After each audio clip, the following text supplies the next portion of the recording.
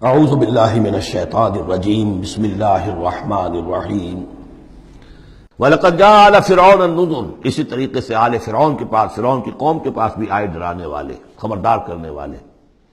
کذبوا بآیاتنا کلھا، انہوں نے ہماری ساری آیتوں کو جھٹلا دیا۔ 9 آیتیں، 9 آیات بینات، یہ سورہ بنی اسرائیل کے آخری رکوع میں آ چکا ہے۔ وَلَقَدْ آتَيْنَا مُوسَىٰ 9 آیات بینات، 2 آیتیں، 2 نشانیاں، 2 معجزے تو ابتداءً لے کر گئے، یعنی عصا کا سانپ بن جانا اور ہاتھ کا چمکدار ہونا سفید۔ اس کے بعد جو ہے مختلف قسم کے جو ان پر عذاب آئے ہیں، وہ 7 اور نشانیاں ہیں جو اللہ نے دکھائی۔ کذبوا بآیاتنا کلھا، انہوں نے ہماری ساری آیات کو جھٹلا دیا۔ فأخذناہم اخذ عزیز مقتدر، پھر ہم نے انہیں پکڑا، اور پکڑ بھی کیسی؟ ایک زبردست اور مقتدر پکڑنے والے کی پکڑ۔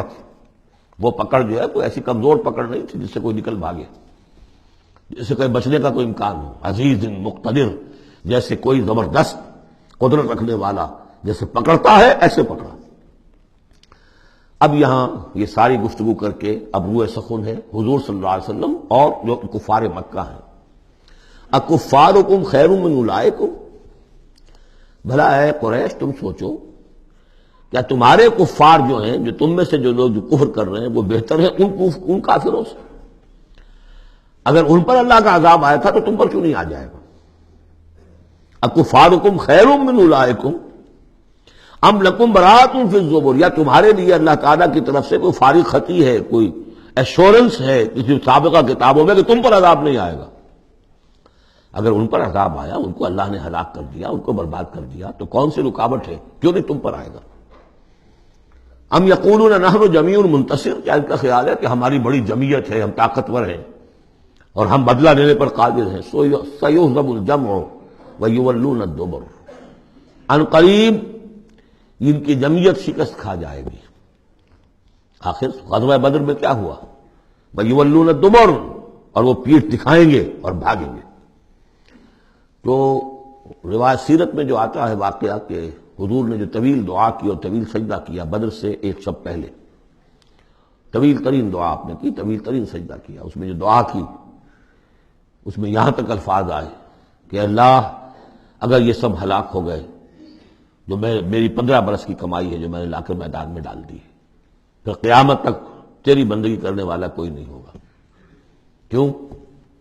کہ میں تیرا آخری رسول ہوں، میرے بعد کوئی نبی نہیں، کوئی رسول نہیں، میری 15 برس کی کمائی یہ ہے جو میں نے لا کے یہاں ڈال دی۔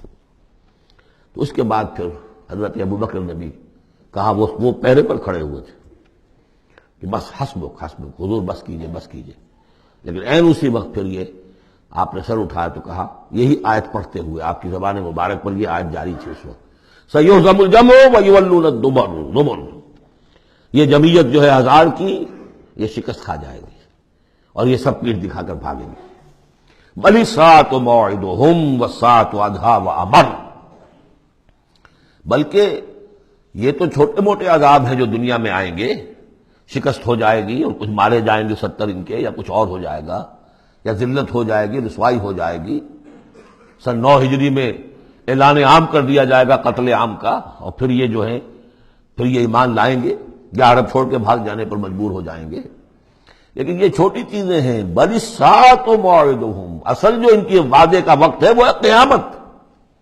والساعۃ ادھیٰ وامر، اور وہ قیامت جو ہے وہ بہت بڑی آفت بھی ہے اور بہت کڑوی بھی ہے۔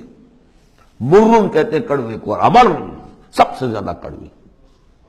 ان المجرمین فی ضلال وسعور، یقیناً یہ مجرم جو ہے یہ بھٹکے ہوئے بھی ہیں اور یہ آگ کے مختلف طبقات کے اندر ہوں گے۔ یوم یسحبون فی النار علی وجوہہم، جس دن کہ یہ گھسیٹے جائیں گے آگ میں ان کے چہروں کے بل۔ ذوقوا مس سقر، کہا جائے گا ذرا اس آگ کے مس ہونے کا مزہ چکھو۔ انا کل شیء خلقناہ بقدر، یقیناً تمام چیزیں جو ہم نے پیدا کی ہیں ایک اندازے کے مطابق پیدا کی ہیں۔ وما امرنا الا واحدۃ کلمح بالبصر، اور ہمارا جو امر ہے اس کی شان تو یہ ہے کہ بس جیسے نگاہ کا لپک جانا۔ وہی بات کن فیکون، ہمارے امر کا معاملہ تو یہ ہے۔ وَلَقَدْ أَهْلَكْنَا أَشْيَاعَكُمْ فَهَلْ مِن مُدَّكِرٍ، اور دیکھو اے قریش، ہم نے تمہاری اس جزیرہ نما عرب میں بسنے والی بہت سی قوموں کو ہلاک کیا۔ فَهَلْ مِن مُدَّكِرٍ، تو کوئی ہے اس سے سبق حاصل کرنے والا؟ یعنی ایک قرآن ہے جو تمہارے لیے تذکر کا سورس ہے، ایک وہ تاریخ ہے، آیات تاریخیہ، ایام اللہ، ان سے تم سبق حاصل کر سکتے ہو، ایک آیات آفاقی و انفسی ہیں، ان سے سبق حاصل کر سکتے ہو۔ وَكُلُّ شَيْءٍ فَعَلُوهُ فِي الزُّبُرِ، اور وہ تمام کام جو یہ کر رہے ہیں یہ صحیفوں میں لکھے جا رہے ہیں، ریکارڈ ہو رہے ہیں۔ وَكُلُّ صَغِيرٍ وَكَبِيرٍ مُسْتَطَرٌ، اور ہر چھوٹی چیز بھی بڑی چیز بھی لکھی جا رہی ہے۔ یہی بات ہم نے وہاں پڑھی تھی سورہ کہف میں، وَوُضِعَ الْكِتَابُ فَتَرَى الْمُجْرِمِينَ مُشْفِقِينَ مِمَّا فِيهِ وَيَقُولُونَ يَا وَيْلَتَنَا مَا لِهَذَا الْكِتَابِ لَا يُغَادِرُ صَغِيرَةً وَلَا كَبِيرَةً إِلَّا أَحْصَاهَا وَوَجَدُوا مَا عَمِلُوا حَاضِرًا۔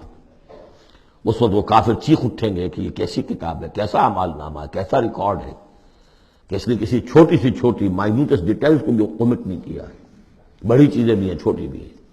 تو یہاں بھی فرمایا کل صغیر و کبیر مستطر، ان المتقین فی جنات و نہر، یقیناً ہمارے خدا ترس بندے، ڈرنے والے بندے، آخرت کا کے خیال سے لرزاں و ترساں رہنے والے بندے،